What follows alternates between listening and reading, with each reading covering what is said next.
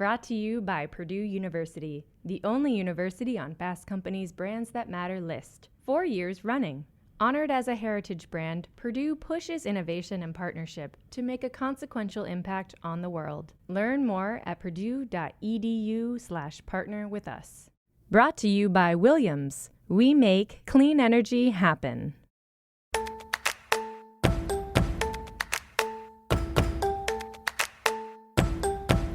I'm Yasmin Gagne. I'm Josh Christensen. And this is Most Innovative Companies. On today's episode, Josh and I talk about the state of dating apps. So both of those companies are taking a step back and sort of reassessing how the levers they've pulled to make more money and to just grow at all costs have affected the kind of users that have joined. Chairman of Bravo and Peacock Unscripted, Francis Berwick, and Below Deck Mediterranean's Captain Sandy. For me, coming on camera, it wasn't about the camera. I'm a real captain. I've done this for many years, and I care. And, as always, keeping tabs. That's crazy. I had to sign off after they sent Reese Witherspoon to space. But first, here's the download.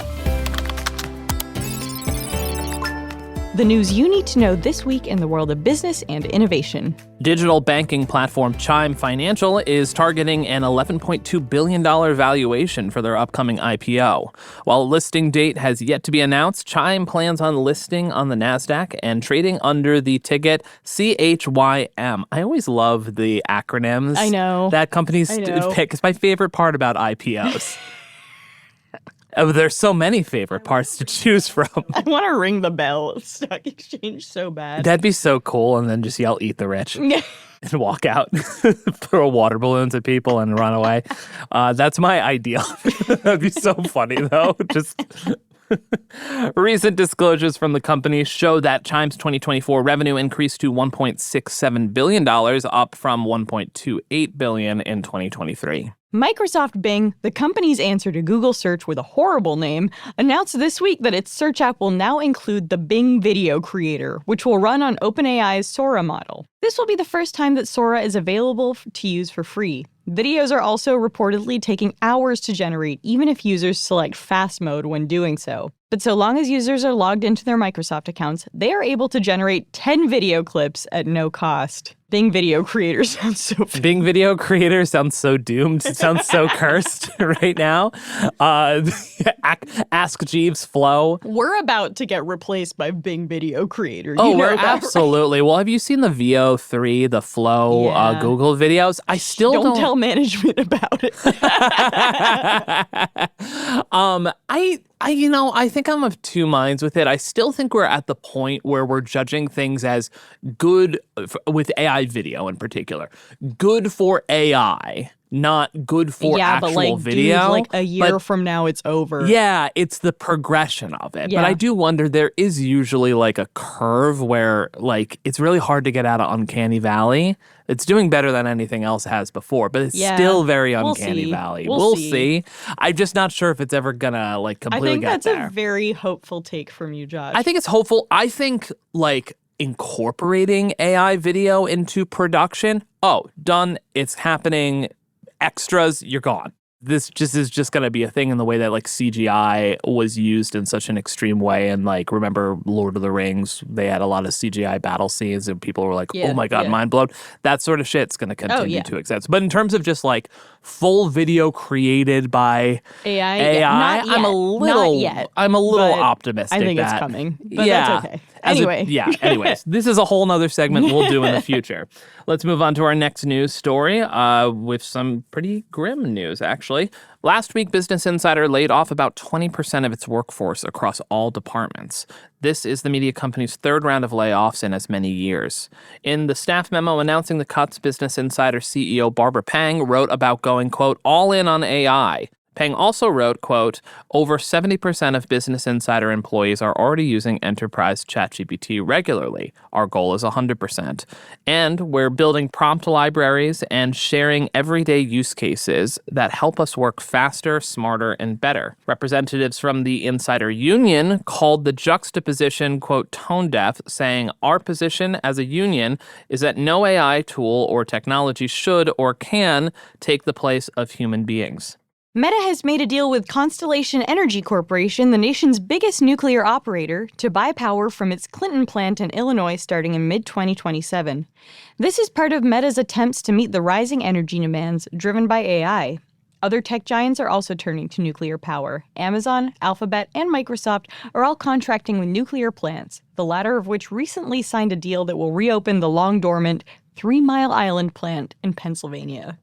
And finally, get ready to empty your bank account. The Nintendo Switch 2 is finally out today. So if you haven't already pre-ordered it, you can go to stores and maybe get it. I think there's some in stock right now, which is usually not the case. But I mean, you're going to have to get to GameStop early. I think my husband was interested in getting one. And then as we've recorded this, I just read the price of it. And now I'm about to text him being like, no, you can't get it. I'm holding off, and I'm going to try to hold off until like Black Friday, Christmas time. Hopefully there's some sales and it gets under $400, because the price point right now is $449 before tax.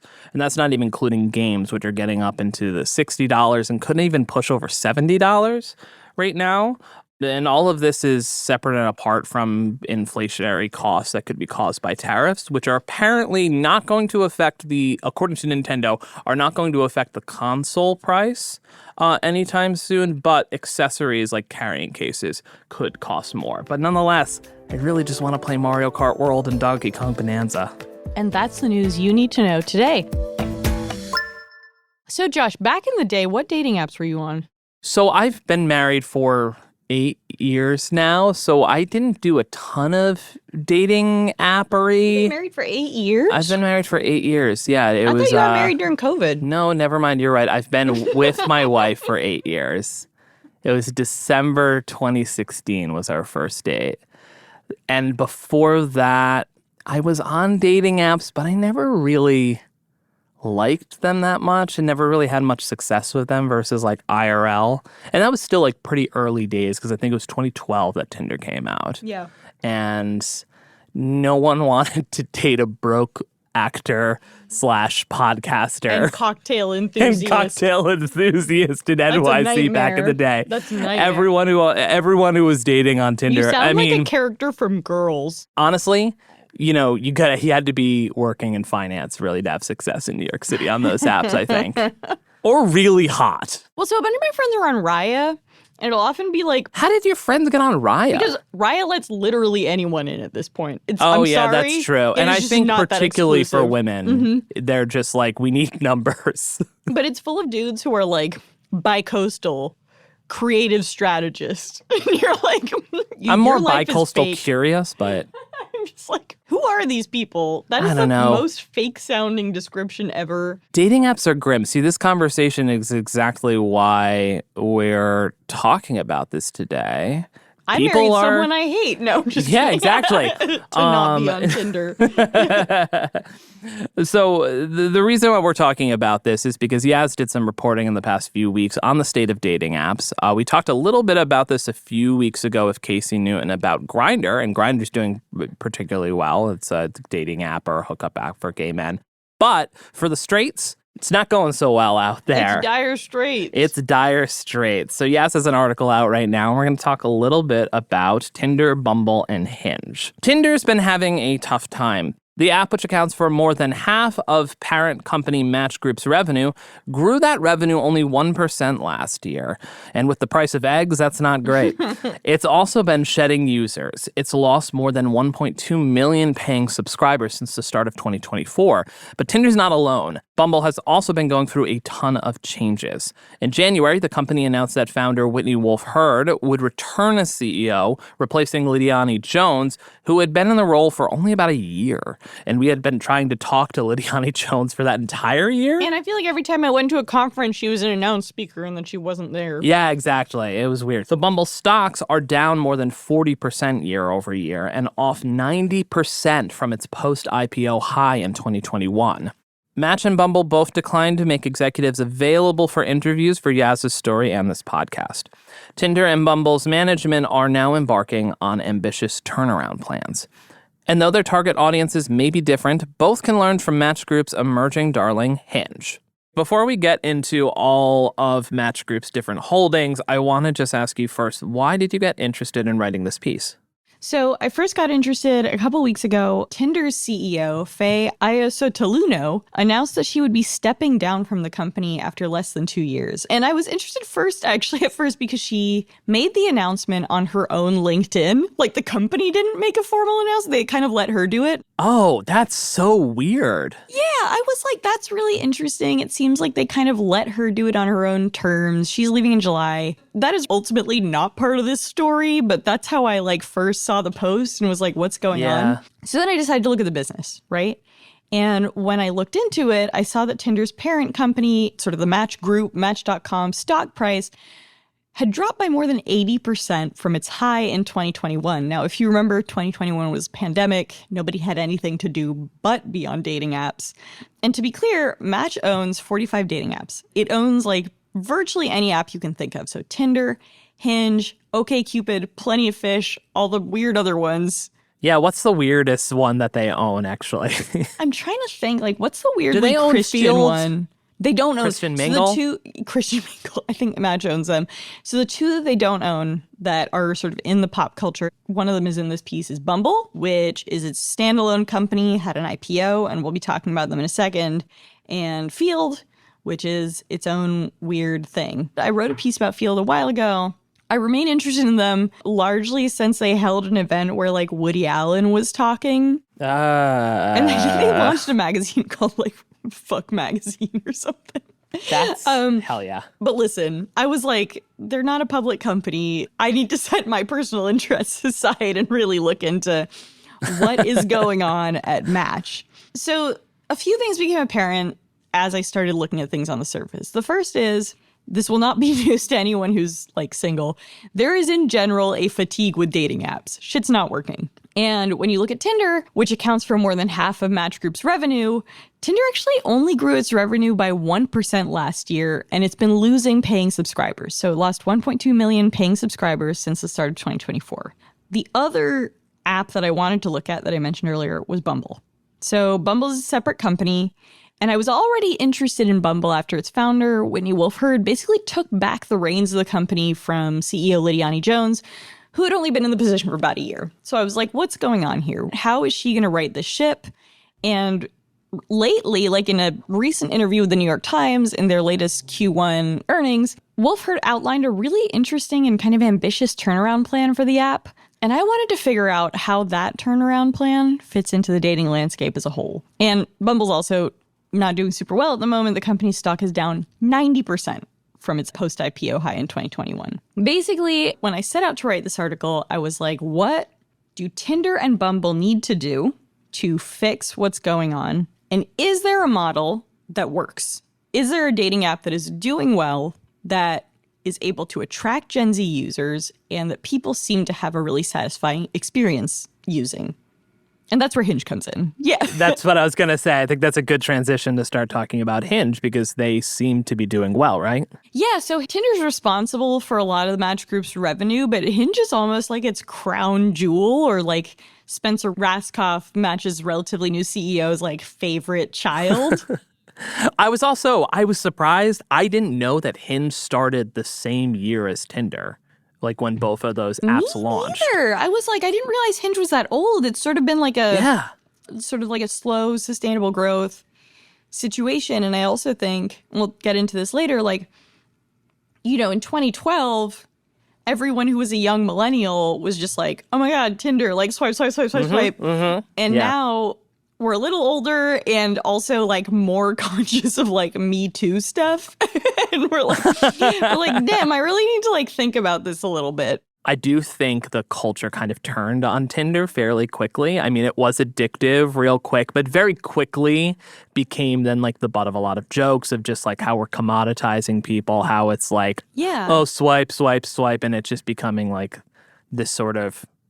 Meanwhile, on Grindr, which we talked about a few weeks ago, I think, which was also kind of why we wanted to do this segment, because after talking to the success of Grindr and their future plans, gay men are all about they're unabashedly it's a different world. Yeah. They don't even need names at that point on Grindr, which is great and awesome, and it works for them, and they're all with that. That's not where freakily straight Gen Zers are, which is where Hinge comes in. So let's go back on with Hinge. I derailed we'll you. talk about Tinder's kind of UX and its perception problem in a second, but I do want to share why Raskoff loves Hinge so much and why things seem to be good. So he constantly shares, he shared it at like 3 separate conferences, an anecdote where he said, when he started at Match, he asked his teams at Tinder and Hinge, he said, guys, can you just get me like a 3-hour presentation, walk me through your business? And he gave them no guidelines on this. He was just interested in what they were going to say. And Tinder came to him and they started going through numbers. So they were like, here's how much money we make, through subscribers. Here's how much money we make through different features. Here's other ways we can make money from our users. And then they got a little bit onto the sort of audience and cultural aspect of the brand. Now, the Hinge team sort of came to him and focused on the macro environment. So they tried to explain what they thought users were looking for, how their users tend to date, what Gen Z wants versus what millennials want. And they did all of that before sharing any financial metrics. So it seemed like they had a really good sense of their customer and what kind of roadmap they could build for that customer. So Raskoff says at the end of this anecdote, if you want to understand why Tinder is losing and Hinge is winning, that's why. Makes sense. And I'll hit you with some numbers about Hinge, just so you kind of get a sense of what I'm talking about compared to the numbers I shared for Tinder and Bumble. Last year, Hinge took in $550 million in revenue, and that was driven in part by a 23% rise in paying users, which is pretty crazy. And in October last year, it also became the second most downloaded dating app in the US for the first time ever. So Tinder's number 1, but it leapfrogged Bumble. So basically, in this piece, I wanted to look at what Hinge was doing that Tinder and Bumble weren't doing or aren't doing, and what they can learn from Hinge. Can we start with the subscriber model? So all 3 apps, Tinder, Bumble, Hinge, have premium subscription options that let users boost their profile. And I'm going to be honest, when I hear that, it seems so sad to me. But then trawling through Reddit, I'm like, I really believe these apps have changed in such a way that you almost have to pay. I think it's they just show you so many fewer options. Maybe I'm wrong. This is entirely based on my NYC dating subreddit lurking. Yeah, because you haven't really ever used the apps before for yourself. Oh my God. So I was on Tinder twice in my life. The first, incredibly sad, but I had a boyfriend. I had a long-term boyfriend. But all of my friends in college, our senior year, end of senior year, joined Tinder, and I felt really left out, so I joined it too, just so I could swipe with them, and it was just a huge ego boost, and I never responded to anyone. And then my boyfriend understandably got really upset, which is totally fair, and also obviously that relationship did not work out, probably because if only of Field me. existed. Yeah. No. Well, probably because you were dating someone in college and 21-year-olds are idiots. That's also true. No, there were many roadblocks for us. So anyway, I deleted Tinder, but not a great use case. And the second time I joined was actually after we broke up, and I joined for a day and then was just freaked out by the whole thing. The idea of filling out a profile, I was like, I can't do it. I was like, I don't know what to say about myself. I was talking to my friend Eric a while ago, and he was like, we all make fun of people. We're like, oh, do you love reading and traveling? And then you sit down to write your bio and you're like, damn, I actually really just love reading and traveling. Yeah, it turns out people just want very basic things. Yeah. I just want more brutally honest, dating profiles, which I think people are probably doing now. You're I'm married, so I haven't been on in a long time. I need a nose job. Listen, I know. I want just the worst possible pictures. I want the pictures you take for your dating profile to be exclusively captured by Be Real. It's just your laptop all the time. Yeah, just all double chin, upward, boomer angle photos. To go back to the subscription options, all 3 apps obviously have these options to sort of boost your profile, right? Mm-hmm. But Hinge, and actually to some extent Bumble's done some of this, actually offer premium features that help users narrow down their options. The idea is that basically instead of having a large quantity of matches, you would have a better quality of match.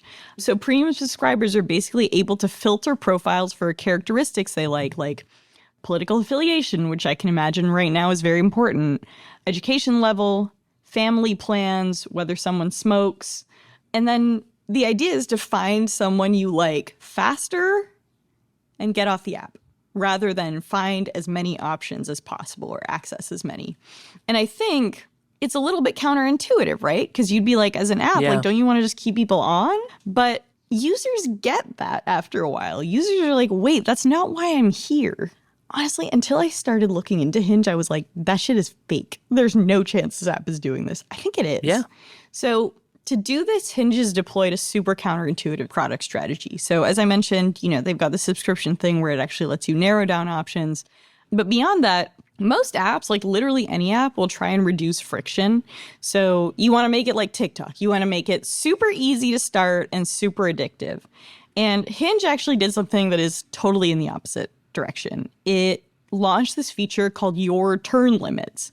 And basically that means that Hinge users with too many unanswered messages are actually required to reply to them or end the conversation before being allowed to connect with other users. Yeah, as soon as I heard it, I was like, that is so, like, that would make dating on an app so much better, right? Yeah. Rather than having a bunch of unanswered, like, hey. So after that feature was released, the app actually saw fewer matches overall, but way more users going on dates and like meeting each other. Yeah. Which is the goal, right? Yeah. Hinge also has a like longer sign up process than Tinder and Bumble, so you have to submit at least 6 photos and answer a minimum of 3 prompts. So you can't just like leave a ton of people on red on Hinge. Yeah.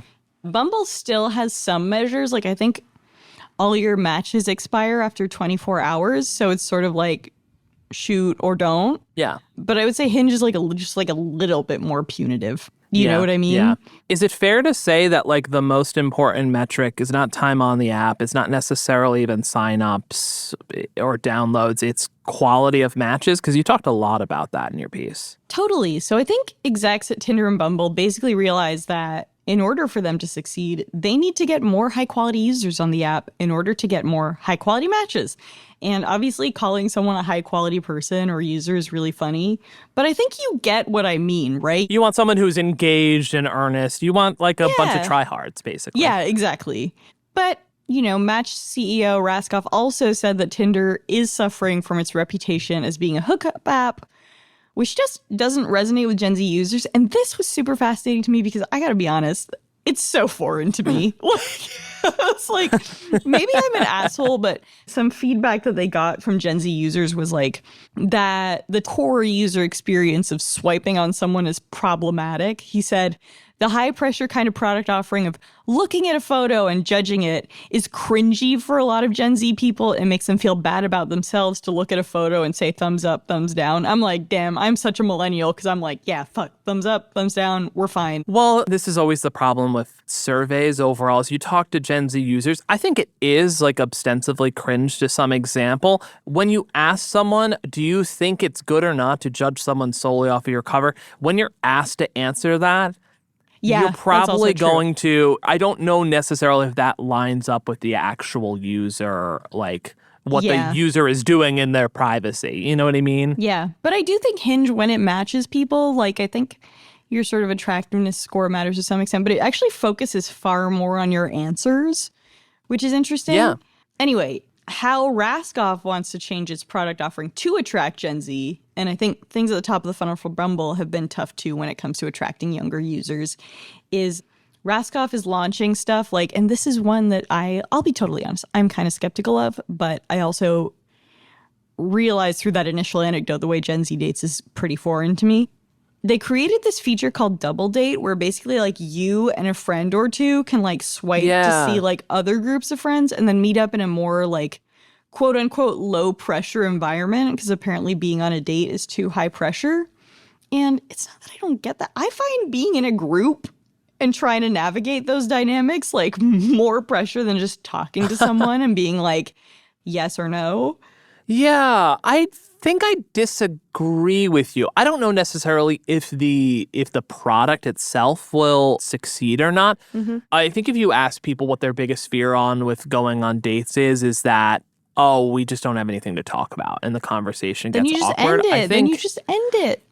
that's true, but then you feel caught in a I think it's one of those things. Yeah. I think going on double dates, like double dates are a thing. Real people, like people Yeah. do like going No, on double totally, dates. They totally. like going on group dates or meeting in friend groups or things like that. I think some of these apps have played around with like meetups where it's like more like groups meet at a bar and it's more or less like mixers all together. I don't know if they've ever been successful, but I see where they're coming from in terms of Totally. like lower pressure, more casual environments. Like that makes sense to me. I don't know if that scales though. Yeah. Well, I think Bumble is also looking into stuff like, maybe creating a mechanism for people to like join run clubs together. Yeah. The run club thing, so strange to me. I'm like, why would I want to I meet know someone peop- when I'm like sweaty and trying to talk to them? I think I know someone who met someone through a run club and they're like in a long-term relationship Are now. they a huge Yeah, which is- loser? Sorry, just kidding. Don't. No, there's someone actually I used to date. Oh, damn. Yeah, no, they're kind of a loser.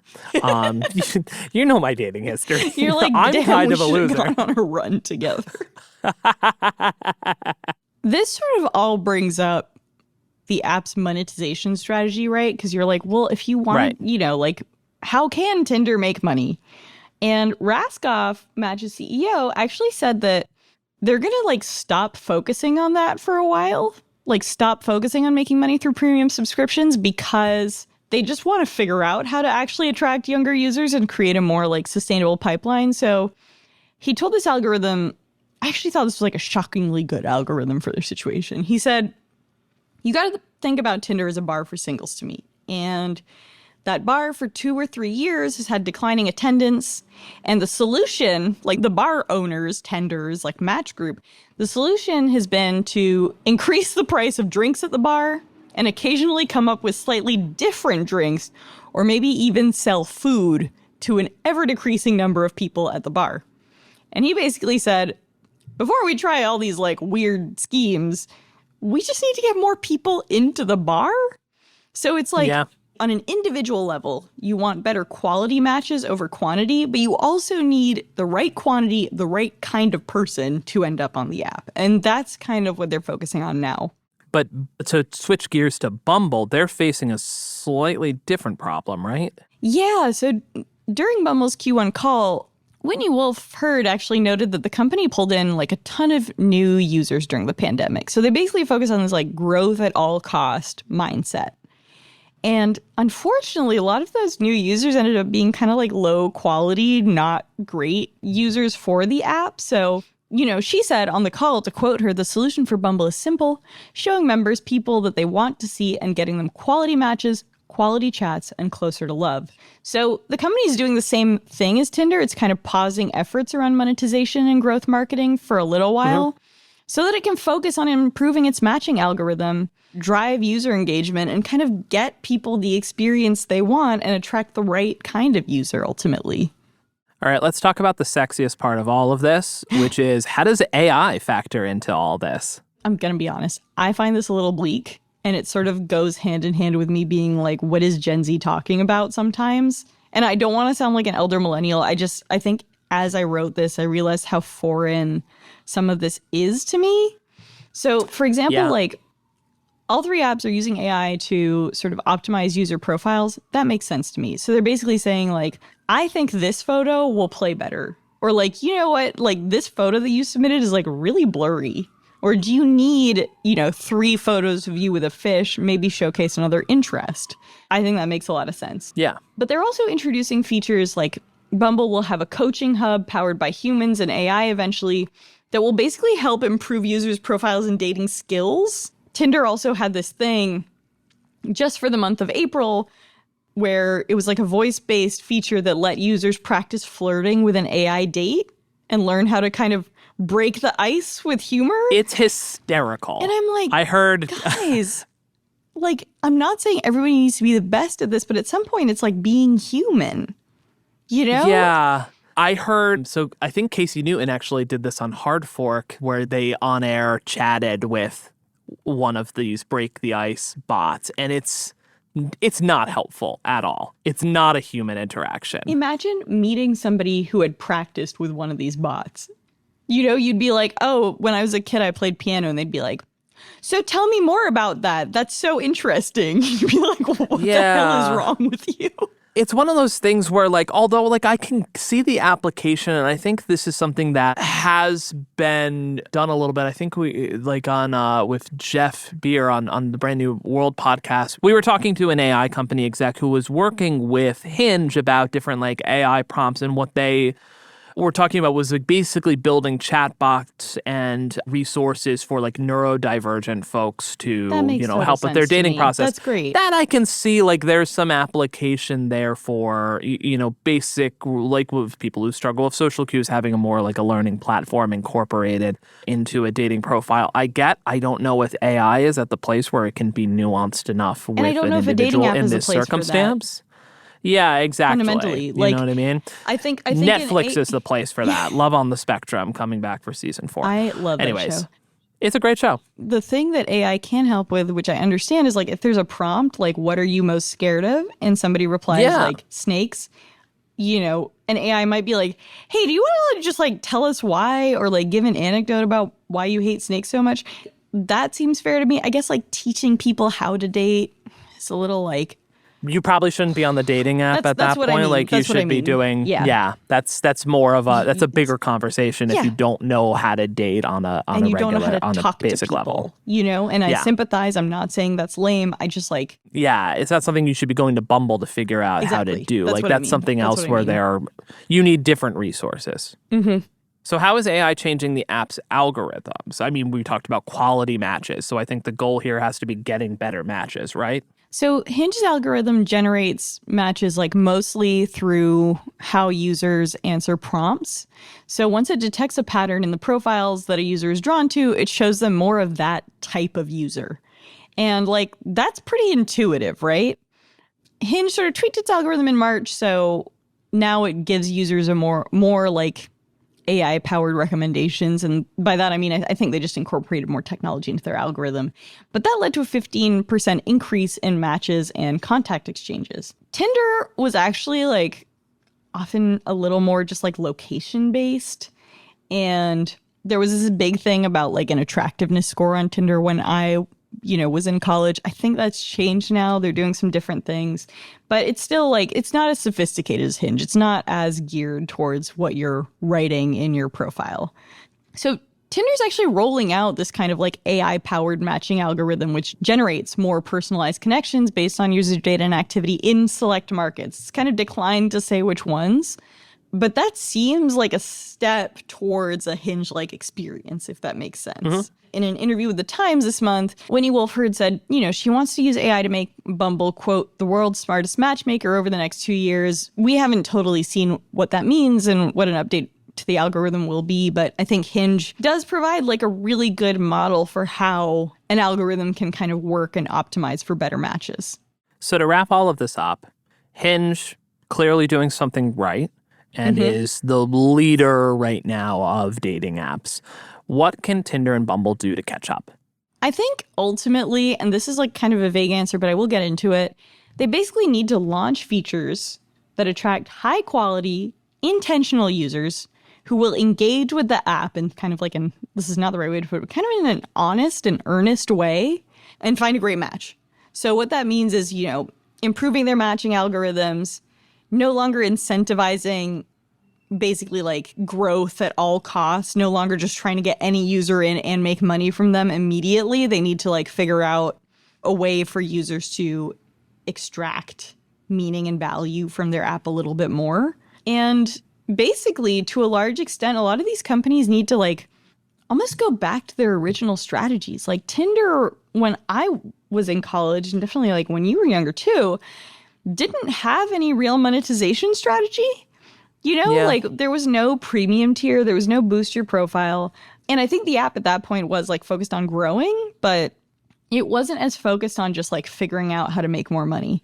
So both those companies are taking a step back and sort of reassessing how the levers they've pulled to make more money and to just grow at all costs have affected the kind of users that have joined and have changed the user experience.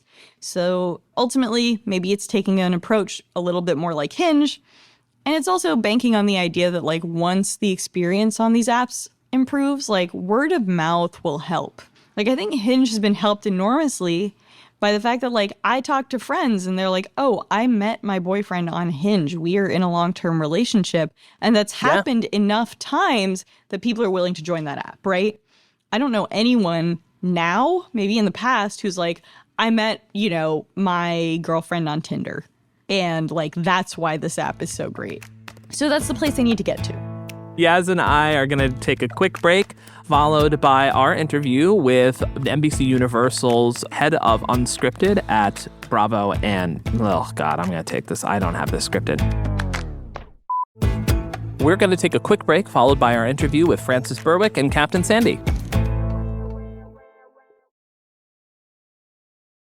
As affordable, reliable energy demand increases at historic rates, one company is uniquely positioned to accelerate America forward. Williams. We have 117 years of know-how in powering progress, and we're ready to power the next 100 years of innovation. Learn how our natural gas infrastructure is critical to the future of AI at williams.com.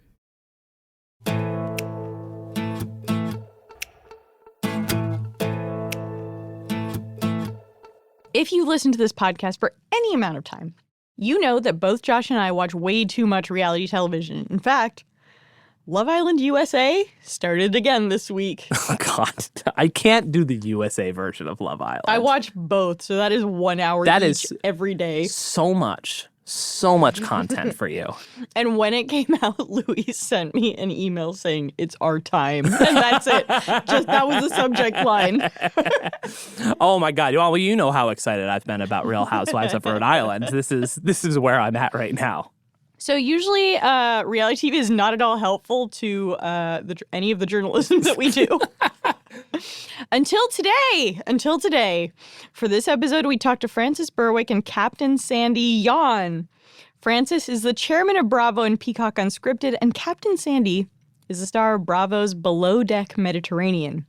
We talked about the growth of Bravo's reality TV empire, NBCUniversal streaming strategy, and what it's like to go from yacht captain to TV star. You can also see an extended version of this interview with full video exclusively on Fast Company's YouTube channel. This is brand new. You can go to Fast Company's YouTube channel every week. We're going to have extended versions of these second segment interviews that we do. So subscribe to Fast Company's YouTube, listen to this podcast, and then watch the extended version on YouTube. And we'll provide a link to that in the show notes. Anyway, here's the interview. So, Frances, let's start at the beginning. What led you to identify unscripted reality TV as the key to Bravo's kind of transformation from a niche arts network to one of the craziest networks? I mean, on one of TV. the I'll take that as a compliment. Yeah, absolutely. It was a journey. When I first joined the network, we didn't have any ads, and we had largely acquired movies and arts programming. And so we realized that the way into sort of getting into a sort of commercial environment would be we had to produce original content. So unscripted was the way to go. And so we started with doing series with people like Michael Moore, who did a series called The Awful Truth, where it was series. Me too. funny and provocative. And from there, we segued into other types of documentaries. We did a very intense interview show with Errol Morris. But they were all sort of along the cultural and arts programming, which was our remit in those days. And then from there, the producers of the Errol Morris show then pitched us this fabulous concept called Queer Eye for the Straight Guy. And we felt like that checked every single modern arts button, because it was food, fashion, beauty, design, and pop culture. And so we felt like this was the modern representation of the arts. And so it was a bit of a process. That then allowed us to, because of the success of Queer Eye, and it really was a hit right out of the gate, that allowed us to then invest in doing more.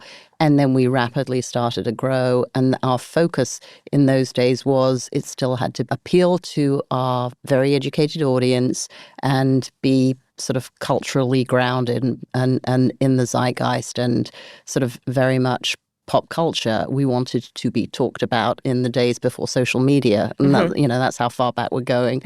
And so we then went for shows like we picked up Project Greenlight, which had been cancelled off, I think, HBO.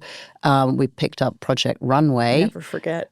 And then out of those shows, we then thought this would be fun to do with food. And then we came up with Top Chef. We did a bit of celebrity poker along the way, which was really fun too. But was that the start of the Jennifer Tilly relationship at that point? I guess it was, because she was on it. those yes, shows. She was.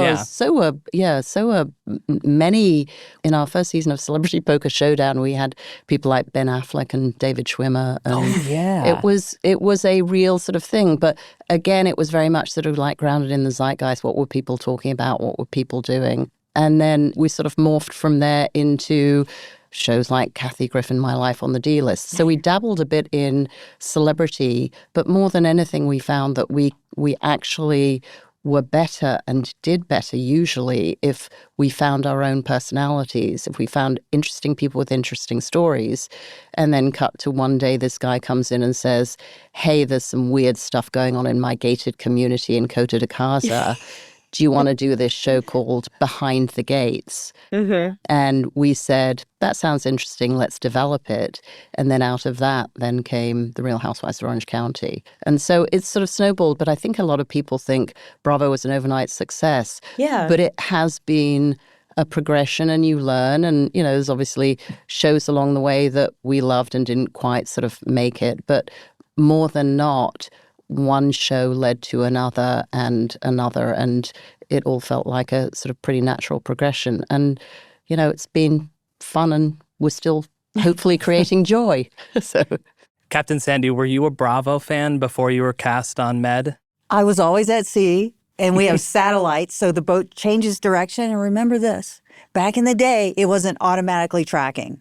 So we had to physically go in and type in a different heading, because as the planet turns, the boat moves around and the satellites also move. So it was very difficult to get television. And believe it or not, television is really big on yachts. So that's no, I didn't watch Bravo. that's a long way of saying no. But the never reality watched is I love Bravo now because I didn't know about it. So how did they find you? A showrunner. It was a comedian who actually said, you need a woman, who knew the showrunner and Nadine. And she Googled me and she goes, oh my God, she's like the real deal. So I got a phone call. All my friends are saying, don't do the show.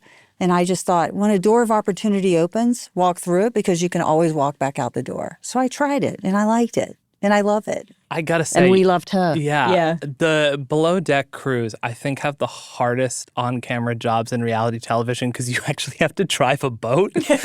Versus, Top Chef is also very difficult, I would say, but that's a competition. Versus, You're not winning money. Well, I guess you're getting paid for what you do, but you're not winning money for driving the boat better. You just have to not crash it, like Captain Jason did. I would just say it is a perfect show from the point of view of, it is organically, these people are working. They are living in the below deck part of the characters. They are living and working and in a very intense environment, and it is hard work. And so from that point of view, we do strive to be authentic and organic. It is sort of a perfect show from that point of view, because these people come together and they are living together, and it's a very sort of intense experience. And then you put on that the needs of these, are often quite demanding guests. Yeah. And we certainly don't direct the primaries and their guests to be any sort of way. They come on and they have expectations, because they are actually paying for the trip too. So we subsidize it a little bit. I think that's sort of no secret, but they're still paying a lot of money for this. And it's on Sandy and the team to actually deliver on what they've done. And we have to. That's sort of the expectation.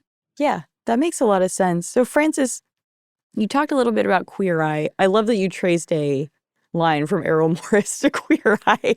But what were some of the early risks or bets that really paid off? Well, Queer Eye was one of them. Project Runway was one of them.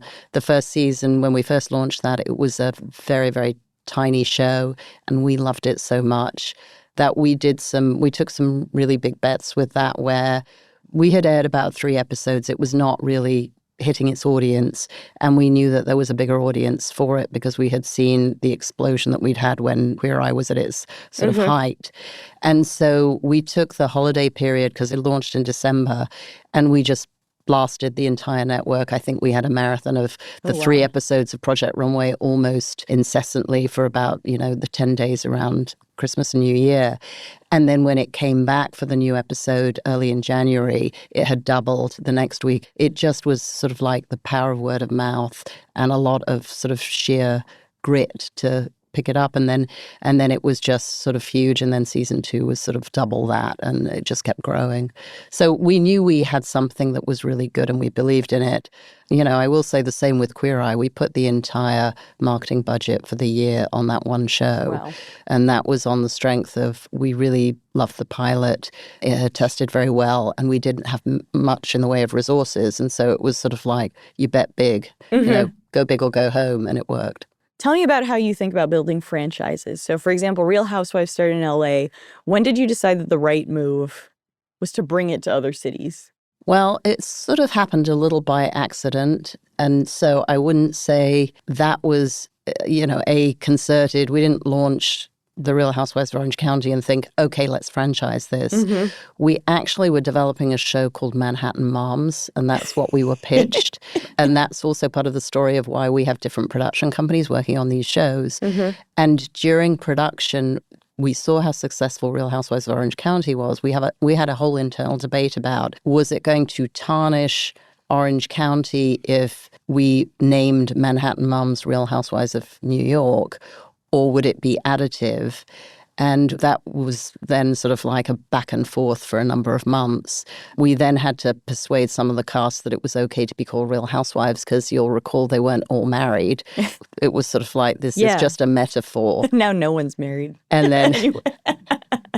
And so that became Real Housewives of New York, and we then strategically looked at casts in other places, but we were pitched another ensemble female cast in Atlanta that we really liked. We did our own development in New Jersey and found that wonderful family that was just sort of extraordinary, that there's this sort of all of these interconnected friends. But it all started with, they had to be organic groups of friends. Sometimes there would be somebody who was a very good friend of one of them who would come into the group, which is what happened with Jill Zaar and inviting Bethany in. And Bethany was an outlier in that she had been on another reality show, the Martha Stewart's Apprentice. So again, we sort of weighed that. So it sort of rapidly became franchised in a small period of time, but because we were doing all this casting around sort of female ensembles. These shows have run for a long time, Below Deck Med, including, I think you're going into your 11th season now. Is that correct? Yeah, my 10th. Your 10th season, 11th season overall. How do you keep that fresh going forward? I mean, I think that's part of like the remarkable thing about these Bravo reality shows is that they have such staying power. Yeah, we pay a lot of attention to keeping them fresh, and there are lessons that we've learned of the past where you do too much. And there is such a thing as sort of fatigue. What's an example of doing too much? We actually had 2 or 3 years ago, we had 5 different Below Deck sort of casts. We had a Below Deck Adventure, we had Sailing Yacht, and we've actually sort of scaled that back to 3 at any one time. And we think that that's the right number, and that there are enough casts and enough different stories to tell. But it just felt like too much. And we're very careful. We do a lot of international format licensing on shows like Real Housewives and Top Chef. We have decided not to do that with Below Deck because Below Deck is already a very international show, and the cast are pulled from a pool of lots of different nationalities. And then we're very sort of careful about curating at what moment should we replace or bring in new cast members. If we want to keep telling different stories and hitting different, stages in people's lives, and that's the beauty of a show like Real Housewives, is we can sort of keep refreshing the cast.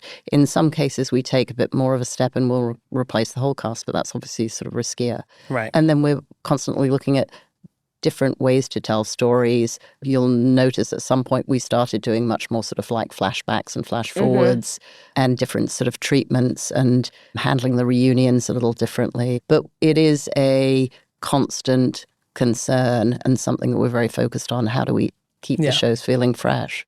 You have, and I say this as a compliment because I love this when it comes in, a remarkable hit rate when it comes to finding criminals, either before their crime or afterwards. And I'm curious how you deal with that, and I suppose like why you think that happens. Actually, it really defies all logic that if you are engaged in criminal activity, you would want to go on television because you're probably going to get worse ramifications and be set an example of. But I don't know. That is really the furthest thing that we want. It's always a surprise and a disappointment. I have no words. It's for the that. wealth. I think when you're when you have that kind of makes a lot wealth, sense. because I work on a boat, I always Google. Before Google, I would ask, are we a floating target or should we be concerned? Should we have floating extra target security? is so good. But a lot of wealth brings that. And I'm not sure why, but the rules don't apply. And that's what happens. That's what I've witnessed through the years. Captain Sandy, when you're sort of assembling a crew for a boat, how much input, you're obviously casting as well. How does that work? Like, how much input do you have? How much input does Bravo have? What does that look like? Through the years, we've evolved together. So in the beginning, it was, what are we doing here? The yachting industry was not happy about it. The casting was, let's cast for character. In all honesty, in our industry, we cast for character. And I don't casting, we hire. So if I would hire a crew member, it would be a look, a personality, and a skill set we would teach, right? So if it was for a lead department head, of course, you hire for expertise. So it's the same thing. We are there for entertainment. We're there to serve, and we're there to show a good time. So it's a perfect match. And through the years, we've evolved together where I look at the bosun to make sure they have enough experience that can handle lines and we don't crash the boat. I really never knew how to pronounce that word until just now. Were you saying boatswain? Absolutely. Well, a lot of them use boatswain. In the military, they use that. So with that being said, I will say there's safety too. They have to have expertise because And remember, it we have is a risky off-camera. situation. Yeah, and we have off-camera crew. Yeah. Don't worry, everybody's safe.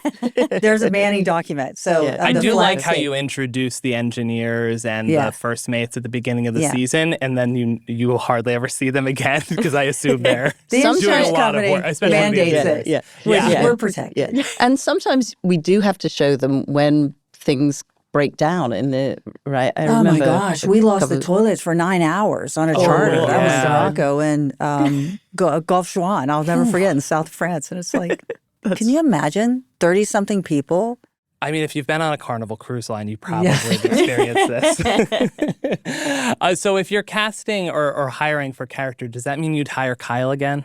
I love Kyle. In all honesty, I don't dislike anyone. I'm just going to bring up Hannah.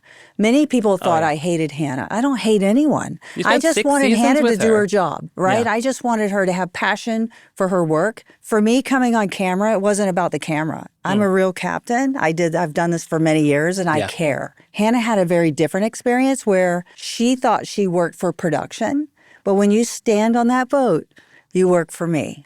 She was confused, and we had a great conversation. Kyle talked out of both sides of his mouth. That doesn't work too well when you work on a boat. So he knows that. I love TV, Kyle. He's though. great. He has a good heart. He really cares. I loved him and Natasha together. They were wonderful. But, that's up to Francis. I do have to say, I think you found the most delightful person to be your chief stew. I do not love anyone on reality TV more than Aisha Scott, who is absolutely delightful. So speaking of launching new shows, Bravo announced it's ordering a bunch of new series for the upcoming year. Real Housewives of Rhode Island. I know Josh is... I'm going to know people on Josh is this actually show. a I cast told member you this. of Real Housewives of I'm Rhode from Island. Providence, Rhode Island. People who listen to this show know that. I'm sure I know people on I the show can't at least. wait to hear Yeah. what you think of it. Oh my God, yeah. I will be sure to email you what I think and be like, that's my cousin that's on the show. Then there's Ladies of London, The Valley Persian Style, which sounds like Shaws of Sunset, Yeah. which was good. Wife Swap The Real Housewives edition, which I think is going to be amazing. Wife Swap Real Housewives edition but sounds so fun. Tell us a bit about these Yeah. shows and tell us, why now's the right time to greenlight them, what all that looks like. Well, I think number one, it speaks to we're still investing in this brand in a sea of a lot of de-investment in cable networks. We still really believe in Bravo, and we are sort of investing, and we believe in launching new and reimagining former shows and bringing them back. And so we're really excited about this slate. The Rhode Island cast is great. Very excited. Felt like time. We didn't sort of set out to think, okay, where on the map does it need to be? It's all about, at any one time, we do a lot of casting around the country. And this was just a great cast. And they do all know each other. And we love this concept of Rhode Island famous, which apparently is a It's a thing. thing. It's Yeah. a small state. And so a lot of people know a lot of people in the state. Yeah. The Wife Swap, the Housewives edition, that's a bit of a departure for us because usually we create the formats. Yeah. This is one where we license the format. It was owned by the same production company as produces some of our Housewives shows, truly original. And we decided to take 4 housewives and we're going to put them completely out of their element into experiences that they probably haven't had before. And we think that we've got a great selection. And I can't say more than that because it's in production right now. And I don't want to give anyone any spoilers about what might await them. But we're excited for that. And then you're not completely wrong. The Valley, the show that is currently airing, did incredibly well for us. It was one of our best performing new shows. It was obviously something of a spin-off from Vanderpump Rules with some of those former cast members. And this season, we see even more of the former Vanderpump cast members in there. We decided that we have some shows where we're following people in their 20s and 30s, and they're not really adulting. Yeah. And the Valley is really our way into what's that next life stage. And we've done really well with the cast that we have, but then we found another pocket of the Valley where we have other people who are now buying homes, having kids, and some of whom know each other from having done a show that you just referred to.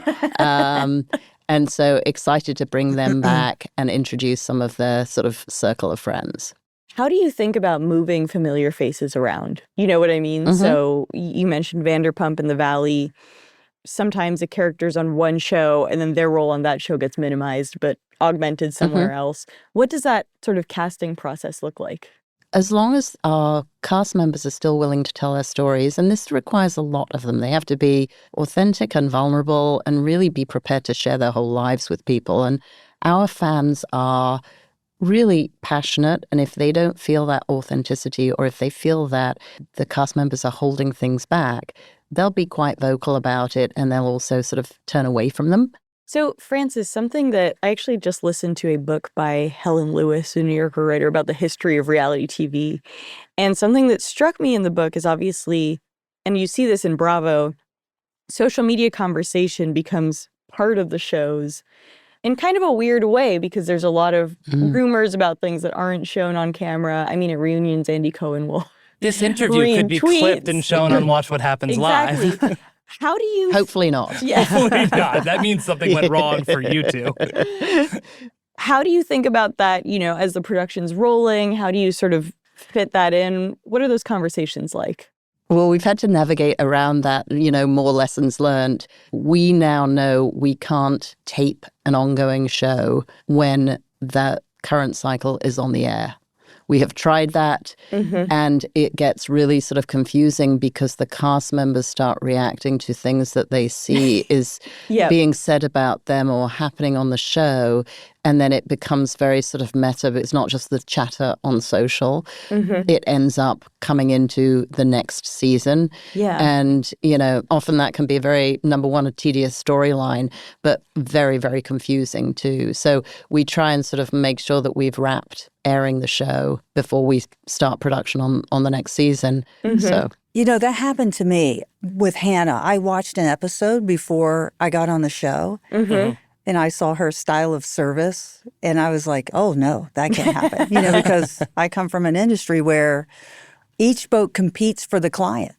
So I confronted Hannah, and that watching that episode totally changed my way of thinking. Yeah, that's hard. Do you read Reddit threads or social media course. comments about yourself? What is that Yes. experience like? Does it get to you sometimes? In the beginning, it did, but then I just realized they don't know me. So in the beginning, it was terrible. My first year, I mean, thank God for Bravo PR because they really talk you off the cliff. And I'm not a reactor. I've never been a reactor.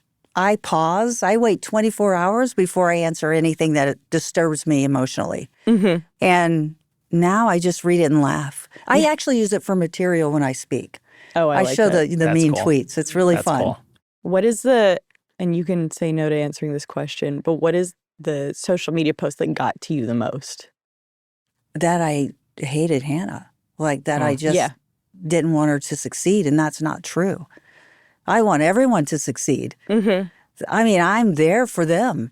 I'm there to help them in their career. That's why I'm a captain. I went back ahead of this interview and watched really early Bravo shows until now. And it did strike me, as is I think this should have been expected, but people don't know that they're on camera as much, right? There's a lot of Yeah. people eating a ton on screen. As people have understood what reality shows are, how do you think about the casting process? Because my guess is you don't want people who are just kind of acting for the camera. You want some level of authenticity, but you also want people who do understand what the deal is, right? We need people who are going to be unfiltered and authentic. And if we'll tape, and usually when we start taping a show, we throw away the first few days anyway, because you can then weed out anyone who's sort of playing for the camera. Right. But ultimately, you want people's real personalities to come through, or the audience isn't going to connect with them and buy into them. And so if we're not seeing that, then we tend to sort of minimize that person's storyline because it's just sort of not reading authentically. It is funny, and I saw Andy pointed out recently, often on season 2, people will get the glow up Yeah, or whatever I've noticed that too. because It's like they've seen Botox themselves on screen. But I think that's no dissimilar to when we all started using Zoom, and it's okay, we're not going on camera without mascara on. Yeah, Yeah. because you see yourself being filmed, and even me, even my behavior. So when I got really angry, I wasn't happy with myself. Yes, I changed. I completely changed because if you had cameras in your house and you watched how you treated each other, I'm sure you would also change. I mean, But we I- have to watch ourselves Oh, sometimes yeah. in social media clips. It's already on a difficult. on a much Yeah. smaller scale, obviously. But I wore a black shirt forgetting we had a black background today because I felt bloated this morning and I didn't want to look heavier on camera. So I screwed up Vanessa and Bill's job here. But that self-consciousness is very real. I cannot imagine what it's like to then be on a Bravo reality TV show with millions and millions of people watching. And anonymous people can be really harsh and mean, Yeah. and they'll say stuff. We talked a little bit about sort of crime on the show, but I also think there's a lot of instances that are controversial but not necessarily criminal. And I would give you an example as Monica on Real Housewives of Salt Lake City and her Instagram account. And I'm curious how you deal with that in terms of finding the line of when to keep a cast member on, when it's time to kick them off. You know what I mean? What those conversations are like. Sometimes it happens naturally where if we've got a whole cast who won't film with somebody, Right. then you can't bring them back because otherwise you're just following a solo storyline, and that's not what the show is. In some cases, people do cross a line for, our company values, and we want our production sets to reflect how we work as a business, and so we'll be focused on that. So it really sort of varies, and obviously there's lots of gray area. I will say that one of the things about these shows, people redeem themselves. We put people on television who are flawed, as we all are. And those flaws are manifest when you, number one, put it on television, and then it's part of a promo and it's used as the tease for the next episode. And so it becomes sort of more heightened. But those flaws aren't criminal. And we want to give people a bit of grace in terms of they should get some forgiveness and be able to sort of move on. And there are talent that we've had on the show where they'll have a what they refer to as a bad season, where they didn't get on well with their cast members. And then without changing their personality, they may then sort of redeem themselves by other actions. But I think more than anything, the critical thing is they have to be relatable to viewers. Yeah. And oftentimes viewers will say, oh, you clearly felt bad for having done that. And it makes them more relatable to the audience. I think we've seen that at some reunions. I will say, though, there have been times, I would say, on Southern Charm, for example, where someone clearly has an addiction problem, for instance. And that's, been called out by Andy Cohen. And at what point do you say, is it still responsible for this network to keep them on air? Does that make sense? No, it totally does. And there have been times when we've actually said to cast members, we're not going to film with you. We're also much more careful on our productions with alcohol consumption than we were a few years ago. And that is definitely something that we have shifted on, and we have people sort of monitoring that. But we have been sort of more intrusive than not on that. But often it will be their friends or their, essentially their cast members who will hold them accountable, as in real life. Yeah. It's hard because for that person, they're trying. And then when, I don't think TV creates addiction at all. Yeah. But when you put that hard line and they still do it, then okay, they need some help. I think it would be really cool to see that person being taken to a treatment center as part of that and then coming back on the show, which could be really cool for them. And the other part is my scene with Travis, same thing. I could tell the kid has a problem. And I asked production to not film it because I wanted to talk to him, but they did. And it's great that they did. His father reached out to me. Travis was grateful.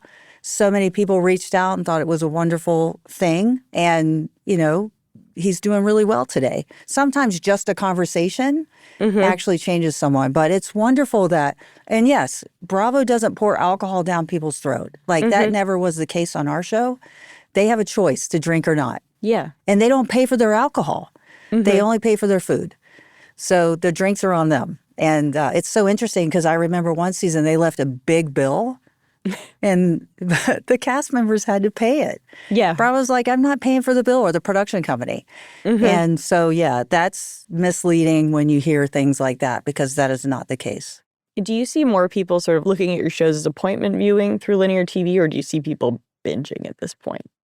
Both. We actually find that the weekly drop is still very much sort of like destination, and that whole sort of social chatter that comes with the sort of like weekly viewing is important. And then there are other people who want to sort of like binge watch it on a Saturday afternoon and catch up with sort of like 4 episodes in one go. Yeah. I think that that's the beauty of how we can offer it up. It works for everyone.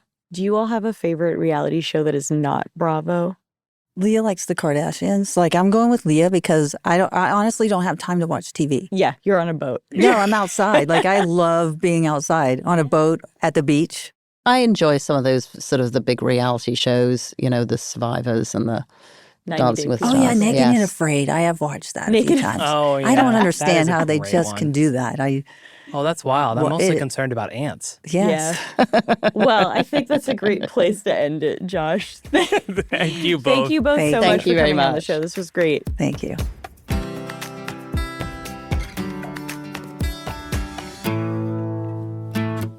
Okay, we are back, and it's time to wrap up the show with Keeping Tabs. This is where each of us shares a story, trend, or a piece of pop culture we're following right now, and Josh, it's just you and me.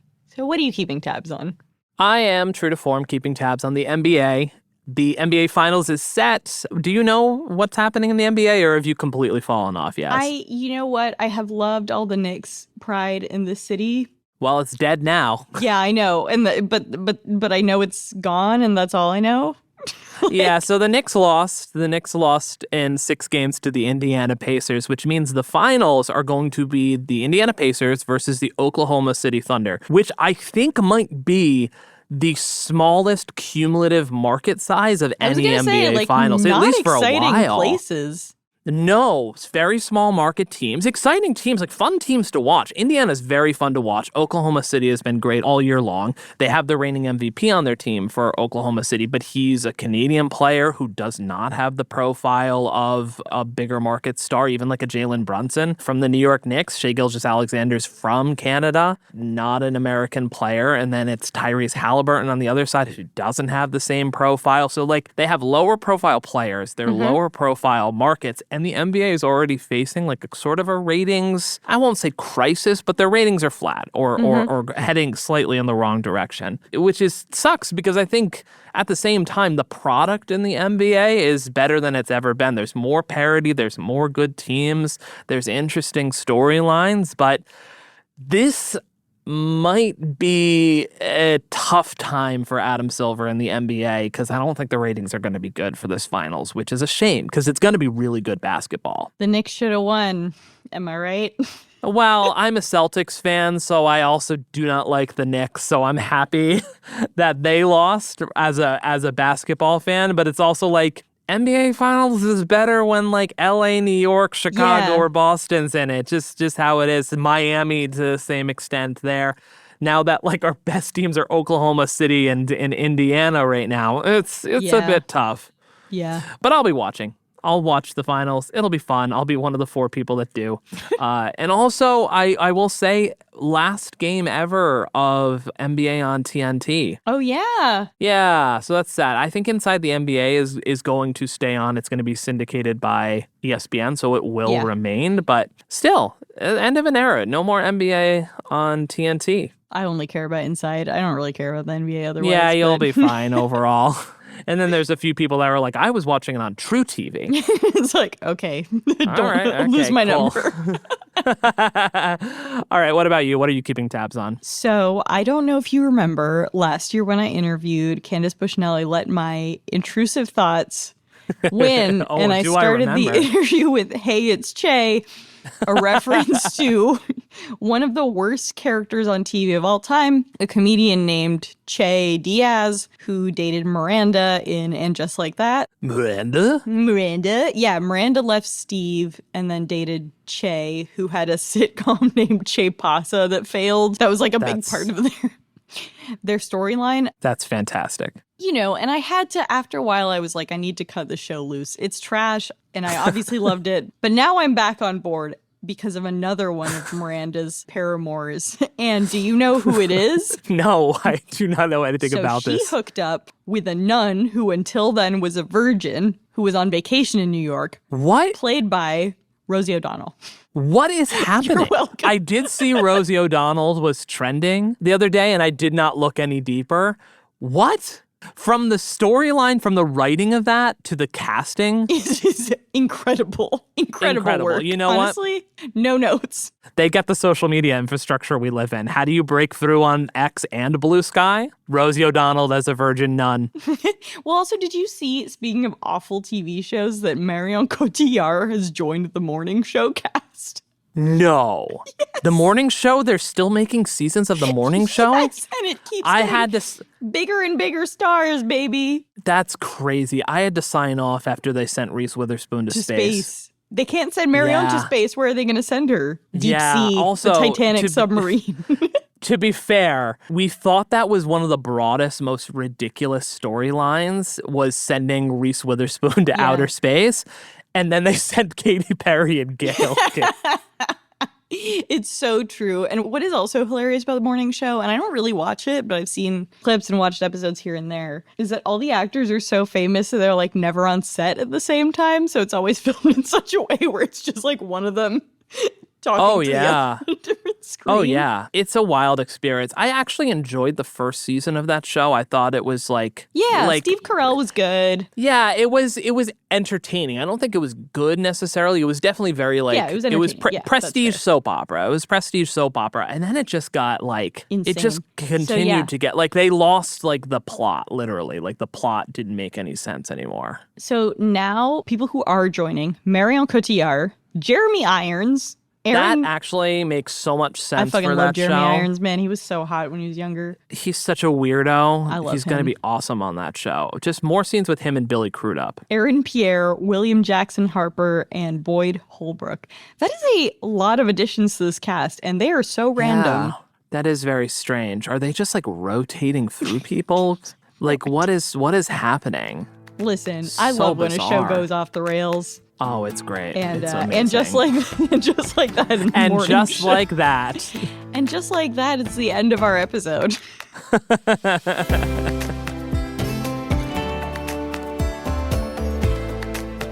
And that's it for Most Innovative Companies. Our show is produced by Avery Miles and Blake Odom with help from Sam Gebauer and Hawa Atori. Editing by Matt Toder, mix and sound design by Nicholas Torres, and our executive producer is Josh Christensen. Remember again to subscribe, rate, and review, and we'll see you next week.